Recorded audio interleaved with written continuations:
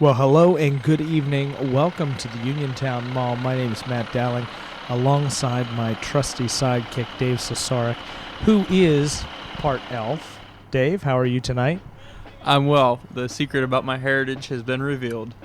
You know, we're here for a very exciting night. Santa Claus is coming to town. Some may know him as Chris. That's Chris Kringle. Others know him as Papa Noel. Well, to start off the festivities this evening, we have the Laurel Highlands Middle School Marching Band, and I heard them warming up a little bit ago. They are fantastic. Let's take a listen in to the Laurel Highlands Middle School Marching Band.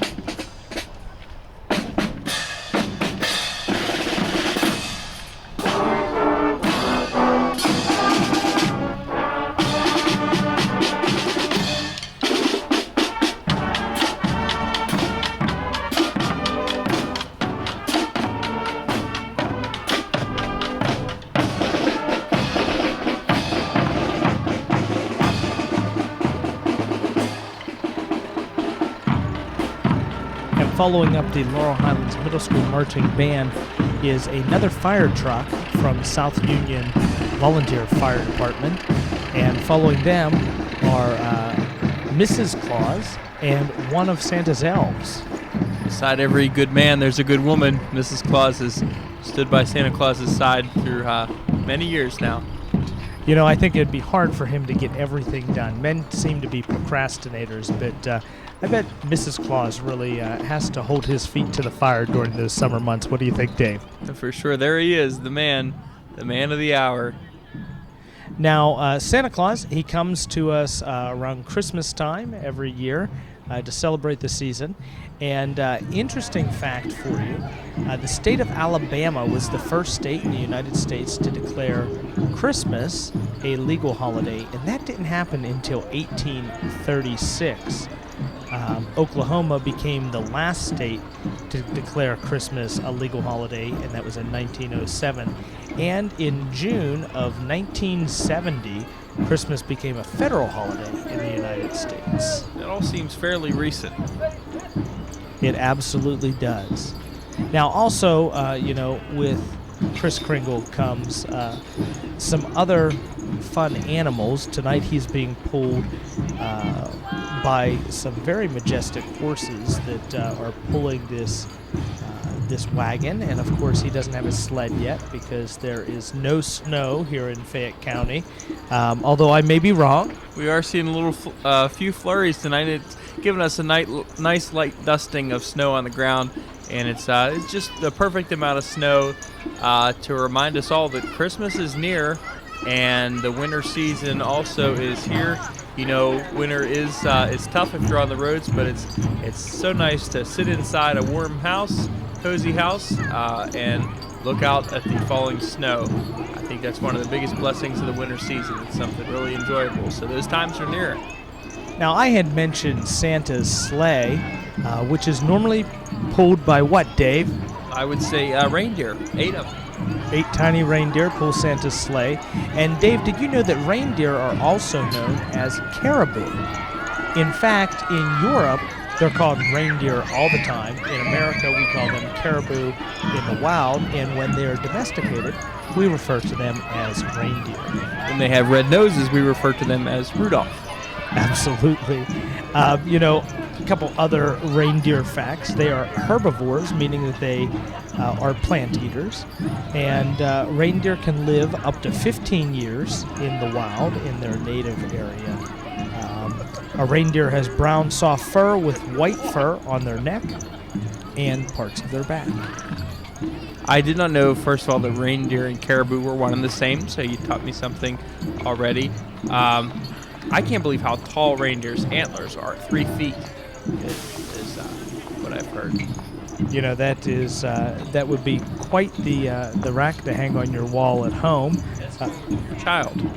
That is taller than my son, but I think if you were hanging a reindeer head or antlers on your wall at home, Santa may not be so kind to you when he comes down that chimney. Those guys are like family to him. Absolutely. Now this evening, the band has been playing "Santa Claus is Coming to Town" quite appropriately, but a little bit of trivia about some other songs I have here. I was just going to say real quick before we get into that trivia, I want to commend the band. When I heard them warming up, I did not know that they were a middle school band. I thought they were pretty good to begin with, but knowing that they're a middle school band, they have a nice full sound and good presence. They're not only large, but they're also marching in step, and great job, kids. Absolutely. They have great numbers with them, so that shows some promise for the Laurel Highlands program there going forward. Now, what I was going to tell you before, Dave, is that if you were to receive gifts from the song "The 12 Days of Christmas," how many gifts would you actually end up with at the end, do you know? Wow, I think that involves like exponents or something. I don't know about that. You may have to call up Shelley Crothers to see if she can help you with that one. But if you received all of the presents in the 12 days of Christmas, you would have 364 presents, almost a present for every day of the year.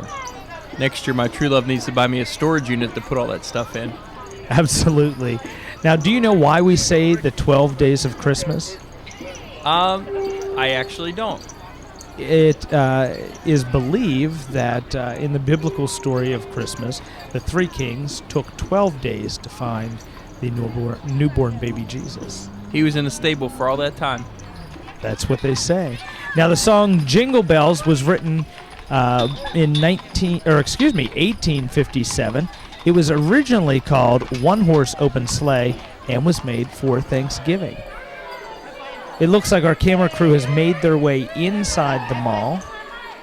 Santa is making his way to his house within the Uniontown Mall, where he greets children from this point through December 24th.